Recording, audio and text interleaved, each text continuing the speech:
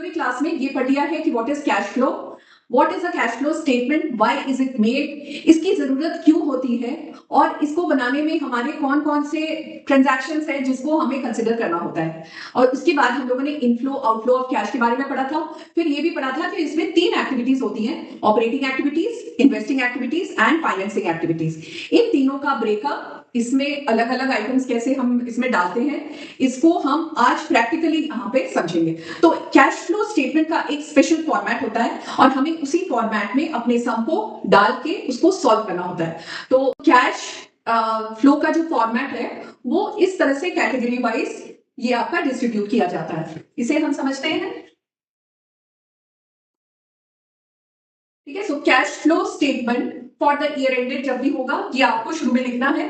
उसके बाद particulars, amount and then amount, यहाँ पे आपके जो अंदर में आप कैलकुलेशन के सारे का लिखोगे उसका आउटर कॉलम में टोटल आपका रहना चाहिए। So the first item is cash flow from operating activities. ये आपके जो भी डेली एक्सपेंसेस और इनकम इन कैश।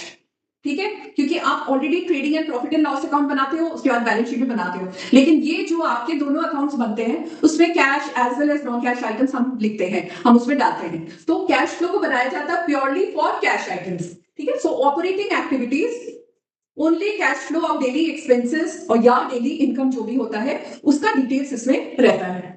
फिर सेकेंड वाला है cash flow from investing activities. तुम्हारे बिजनेस में किस तरह की एक्टिविटीज होती है? पहले financing activities, investing activities and operating activities, पहले इसी को समझ लेते हैं कि हमारा जितना भी फाइनेंस मैनेजमेंट होता है दैट इज फाइनेंसिंग एक्टिविटीज, कि हमारा पैसा कहां से आ रहा है। ठीक है, तो अगर बिजनेस को लोन लेना पड़ रहा है या शेयर्स इशू करना पड़ता है, वो सारी चीजें हमारी फाइनेंसिंग एक्टिविटीज से होती हैं। सो बेसिकली हमारे बिजनेस में फाइनेंस आया, उसके बाद हम उसको किस चीज में इन्वेस्ट करते हैं? इन्वेस्टिंग एक्टिविटीज, या तो fix assets, plant and machinery, goods, not goods, plant and machinery, fix assets, या कुछ इन्वेस्टमेंट्स हम करते हैं, ये इन्वेस्टिंग एक्टिविटीज हो गए। और बाकी क्या होता है कि डेली जो रूटीन के खर्चे या इनकम होते हैं वो सारा होता है ऑपरेटिंग एक्टिविटीज। सो इन तीनों कैटेगरीज में हमारा डिवाइड रहता है, इसी में हमारे जितने भी ऑपरेशंस होते हैं। ठीक है, तो ये चीज का हम यहाँ पे डिटेल्स लिखते हैं। इसमें भी बहुत सारे आइटम्स हैं, इसको हम डिटेल में समझेंगे। पहले आप एक फॉर्मेट समझ लो कि क्या क्या आता है। पहले हम ऑपरेटिंग एक्टिविटीज से cash flow, investing activities and third is from financing activities. उसके बाद फिर हम क्या डालते हैं? नेट इंक्रीज और decrease in cash and cash equivalence. Cash and cash equivalence हमने पढ़ा था कि कैश है, बैंक्स है, या और भी मार्केटेबल सिक्योरिटीज है, या उस तरह की चीजें जो हम तुरंत लिक्विड कर सकते हैं, तुरंत कन्वर्ट करके कैश में हम ला सकते हैं, उस तरह की चीजें कैश एंड कैश इक्विवेलेंस। सो ये नेट इंक्रीज और डिक्रीज इन कैश और कैश इक्विवेलेंस हम यहां पे लिखते हैं। एड ओपनिंग कैश और कैश इक्विवेलेंट, और फाइनली ये हमारा क्लोजिंग कैश। ये जो कैश बैलेंस है ये हमारे बैलेंस शीट में जो रहता है आइटम, बैलेंस शीट में जो एसेट साइड में हमारा कैश एंड कैश इक्विवेलेंस रहता है उसके साथ ये मैच हो जाना चाहिए। सो this is basically the structure. ठीक है, इसे समझ लें, उसके बाद फिर हम इसका ब्रेकअप समझते हैं। Okay, any doubt? This is cash flow from financing activities. ठीक है, बेसिकली फाइनेंसिंग एक्टिविटीज क्या क्या होता है? जैसे शेयर्स इशू करती है, अगर कंपनी ने शेयर्स इशू किया, इसका मतलब क्या होता है कि पैसा आ रहा है, शेयर्स इसने कंपनी का शेयर्स इशू किया या डिबेंचर इशू किया तो कैश आ रहा है, कैश इज कमिंग। ठीक, लोन रिसीव्ड, लोन मैंने लिया कहीं से, कंपनी ने लोन कहीं से लिया, इसका मतलब पैसा आया, कैश इज कमिंग इन। अब ये लोन आया है तो लोन पे भी करना होगा, that is cash outflow. Equity shares, buyback, shares issue हुआ है तो इक्विटी शेयर्स अगर बायबैक होता है, या प्रेफरेंस शेयर्स का रिडेम्पशन होता है, या डिबेंचर्स का रिडेम्पशन होता है, ये तीनों में पैसा आपका जा रहा है। ठीक है, अब अगर मैंने, यही सब चीजें होती है जो आपकी फाइनेंसिंग एक्टिविटीज होती है। ठीक है, इसमें आप क्या, इसमें अगर आप बैलेंस शीट में देखो तो ये बेसिकली आपके इफेक्ट होता है shares, debentures and loan. Balance sheet आपका होता है share capital, debentures and loans. जो आपकी लाइबिलिटी साइड में ये आइटम्स होते हैं वो जब इंक्रीज होता है तो आपका यहाँ पे कैश फ्लो होता है। ठीक है, लोन रीपे हो जाता है तो लेस हो जाता है, redemption of debentures preference shares less हो जाता है। अब आपने लोन लिया है, ठीक है, तो लोन का आपको इंटरेस्ट पे करना है, interest paid that is also cash outflow. जब डिबेंचर्स इशू शेयर्स इशू हुआ है, अगर शेयर्स इशू हुआ है तो आपको eight the end of the year आपको डिविडेंड पे करना होगा। जिसने भी शेयर्स लिया उसको eight the end of the year अगर प्रॉफिट होता है तो आपको डिविडेंड पे करना होगा। So dividend paid is also cash outflow. तो यही सारे आइटम्स हैं आपके financing activity. So what ever cash inflow, cash outflow from financing activities, यही सारे हेड्स में होते हैं और बैलेंस शीट में आपके ये वाले जो आइटम्स होते हैं वो अफेक्टेड होते हैं। है इन्वेस्टिंग एक्टिविटीज। अब आपका फाइनेंस बिजनेस में आपने फाइनेंस वाला टेंशन आपने दूर कर दिया, आपके पास कैश आ गया है, फंड आ गया है, रिसोर्सेस आपने अरेंज कर लिया है। अब इस रिसोर्स को आप कैसे खर्च करोगे? By investing. इन्वेस्टिंग कहां पे? Fixed assets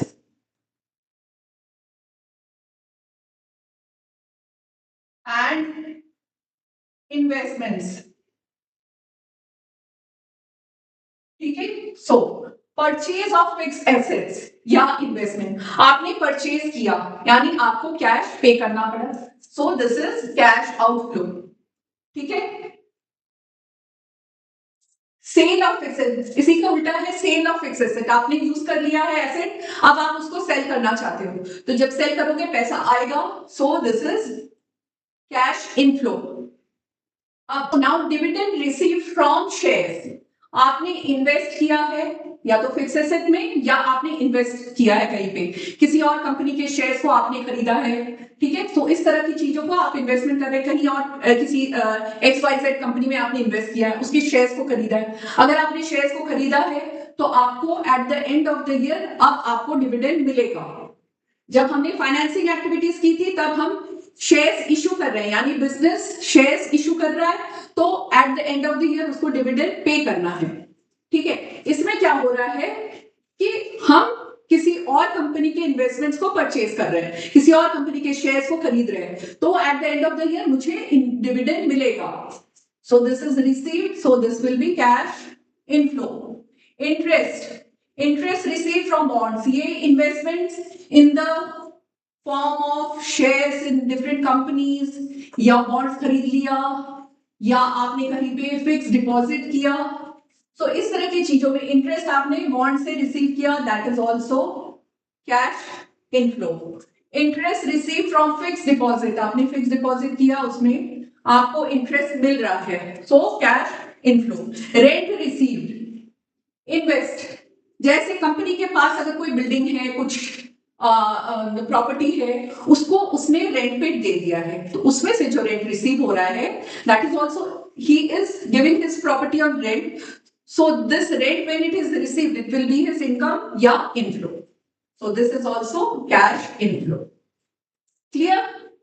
So financing activities and investing activities हमने कर लिया है। इसमें भी बैलेंस शीट में हमारा कौन सा आइटम इफेक्ट होता है? Balance sheet fix asset, asset side में हमारे फिक्स एसेट्स होते हैं, इन्वेस्टमेंट्स। ठीक है, था शेयर कैपिटल और डिबेंचर्स एंड लोन, ये हमारा फाइनेंसिंग एक्टिविटीज के आइटम थे और ये हमारा इन्वेस्टिंग एक्टिविटीज के आइटम है। क्लियर? अब हमारा बच गया है ऑपरेटिंग एक्टिविटीज। जो ऑपरेटिंग एक्टिविटीज है वो सबसे बड़ा क्योंकि एक्टिविटीज होता है, क्योंकि उसमें बहुत सारे आइटम्स होते हैं जो डेली के आपके रूटीन के खर्चे हो गए, इनकम हो गए, वो सारा इन्वॉल्व रहता है। ठीक है, सो this is basically cash flow from operating activities. तो ऑपरेटिंग एक्टिविटीज में हमारे पास दो मेथड्स होते हैं, एक हमारा डायरेक्ट मेथड होता है, एक इनडायरेक्ट मेथड होता है। तो यूजुअली जो सम्स आपके लिए आते हैं वो इनडायरेक्ट मेथड को ही ज्यादा फॉलो करते हैं, लेकिन डायरेक्ट मेथड और इनडायरेक्ट मेथड दोनों हम डिस्कस करेंगे उसके बाद। फिर आपको, क्योंकि दोनों को जानना आपके लिए इसलिए जरूरी है कि डायरेक्ट मेथड को पढ़ोगे तो तुमको समझने में थोड़ा इजी हो जाएगा, right. So we take an example for the direct method. अब डायरेक्ट मेथड में क्या है,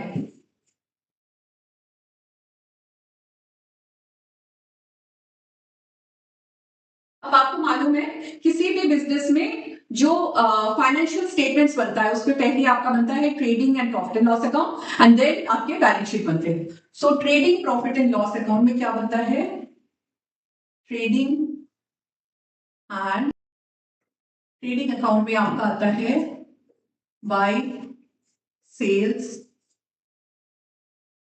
and by closing stock to opening stock to purchases to direct expenses और टू ग्रॉस प्रॉफिट। ठीक है, दिस इज इट। तो सपोज एक example ले लेते हैं, sales is around 50,000, this is 5,000, this is 2,000, this is 20,000, 1,000। So हमारा ग्रॉस प्रॉफिट कितना हो जाता है,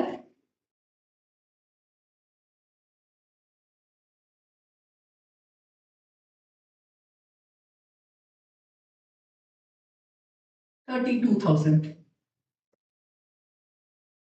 ठीक है, 32,000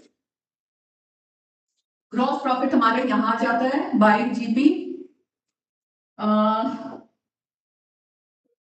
हम बनाएंगे प्रॉफिट एंड लॉस अकाउंट।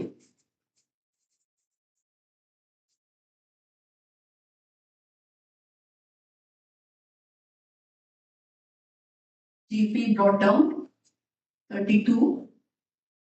फिर टू एक्सपेंसेस, बहुत सारे एक्सपेंसेस होते हैं, ठीक है, जितने भी कैश के एक्सपेंसेस, कैश नहीं, कैश क्योंकि प्रॉफिट एंड लॉस अकाउंट में आपके कैश प्लस क्रेडिट सारे आते हैं, ठीक है। So then to depreciation and to net profit. Okay, so suppose this is 1,000 and this is 30,000 और ये प्रॉफिट भी आ गया 1,000। ठीक है, ये आपका हो गया टिपिकल एक profit and loss account and trading account. ठीक है, अब इसमें से हम कैश फ्लो अगर फाइंड आउट करना चाहेंगे तो कैश फ्लो हमारा क्या होगा,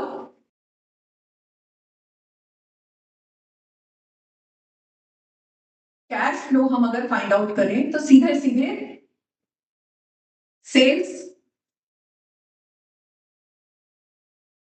50,000,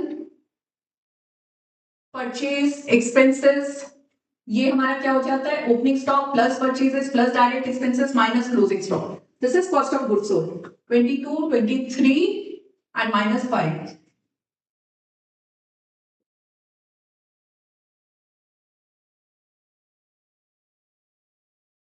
32,000। ठीक है, ओके, नाउ माइनस एक्सपेंसेस 30,000। सो हमारा कैश फ्लो कितना हो गया 2,000 डायरेक्ट। डेप्रिसिएशन को मैंने क्यों नहीं लिया, क्योंकि depreciation is a non cash item. ठीक है, सो इसमें भी अगर हमारे कुछ नॉन कैश आइटम्स होते तो हम उसको भी नहीं लेते, लेकिन ये सारा हम ये सोचते हैं कि ये सारा हमारा कैश आइटम्स ही है। सो सीधे सीधे अगर कैलकुलेट करना हुआ cash flow, so it will be cash inflow minus all the खर्चा, so 2,000 will be our cash flow. ठीक है, लेकिन अब हम क्या करते हैं, इनडायरेक्ट मेथड को यूज करते हैं। तो इनडायरेक्ट मेथड में क्या होता है, अब यही पे हम आपको दिखाते हैं। इनडायरेक्ट मेथड में स्टार्ट होता है नेट प्रॉफिट से। ठीक है, सो नेट प्रॉफिट से अगर नेट प्रॉफिट हम ले रहे हैं 1,000, बैक कैलकुलेशन से हम जा रहे हैं, नीचे से हम नेट प्रॉफिट से स्टार्ट कर रहे हैं and I am adding back the non cash item plus depreciation. So मेरे पास क्या आ जाता है, द सेम फिगर 2000, ठीक है। सो this is a easier method, जो आपका इनडायरेक्ट मेथड है वो इजियर मेथड है, आपको ज्यादा आसानी होगा, लेकिन आपको कॉन्सेप्ट को समझना है, इसलिए मैंने इतना बड़ा एक सम आपको सॉल्व करके दिखाया। सो this is the cash method, direct method, and this is the indirect method. और इसी तरह से ये मैंने जो cash flow from operating activities का एक फॉर्मेट लिखा है, वो वही इनडायरेक्ट मेथड को ही मैंने डिस्प्ले किया है। इसमें आप देखोगे net profit before interest and tax, यानी जैसे नेट प्रॉफिट कैलकुलेट किया है, उसमें अब बैक में हमको ऐड क्या क्या करना है। अपने एग्जांपल में सिर्फ डेप्रिसिएशन ही था, इसीलिए मैंने डेप्रिसिएशन को ऐड किया। यहाँ पे डेप्रिसिएशन ऐड हो सकता है, अगर इसमें हमारा प्रिलिमिनरी एक्सपेंसेस राइट ऑफ हुआ होता तो हम उसको भी ऐड करते। Goodwill right of, discount on issue of debentures, extraordinary expenses, हमारी ये सारी चीजें जो है ये नॉन कैश आइटम्स होते हैं, तो उसको हम ऐड बैक कर देते हैं, ठीक है। So after that operating profit before working capital change,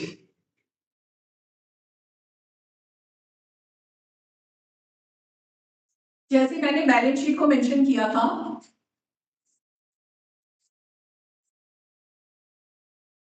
इसमें शेयर कैपिटल, डिबेंचर्स, लोन, उसके बाद फिर करेंट लायबिलिटीज,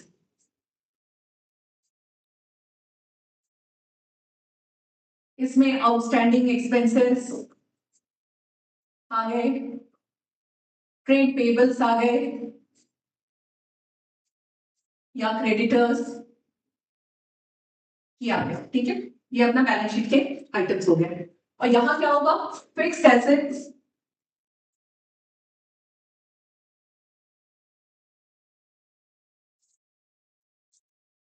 इन्वेस्टमेंट्स, ठीक है। उसके बाद हमारा करंट एसेट्स, करंट एसेट्स में हमारा क्या आ जाता है, inventories, debtors, cash and cash equivalent. ये हमारा पूरा फॉर्मेट होता है बैलेंस शीट का, ठीक है। इसमें अब देखो आप, इसमें ये जो है ये आपका हो गया फाइनेंसिंग एक्टिविटीज,